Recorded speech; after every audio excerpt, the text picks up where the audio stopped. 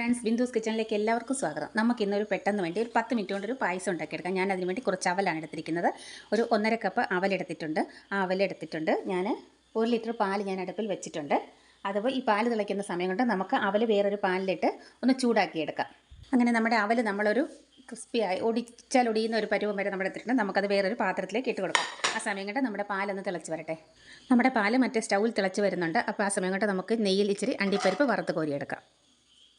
നമ്മുടെ പാലങ്ങനെ വറ്റി വന്നിട്ടുണ്ട്. നമുക്കതിലേക്ക് നമ്മൾ എടുത്ത് വെച്ചിരിക്കുന്ന അവൽ ചേർത്ത് കൊടുക്കാം. നമുക്ക് നമ്മുടെ പായസത്തിലേക്ക് മധുരത്തിന് ആവശ്യമായ പഞ്ചസാര ചേർത്ത് കൊടുക്കാം. അങ്ങനെ നമ്മുടെ പായസം റെഡി ആയിട്ടുണ്ട്. അതിലേക്ക് നമ്മൾ വറുത്ത് വെച്ചിരിക്കുന്ന അണ്ടിപ്പരിപ്പ് ചേർത്ത് കൊടുക്കാം. നിങ്ങൾ ഇതൊന്ന് ട്രൈ ചെയ്ത് നോക്കണം. വളരെ ടേസ്റ്റിയാണിത്.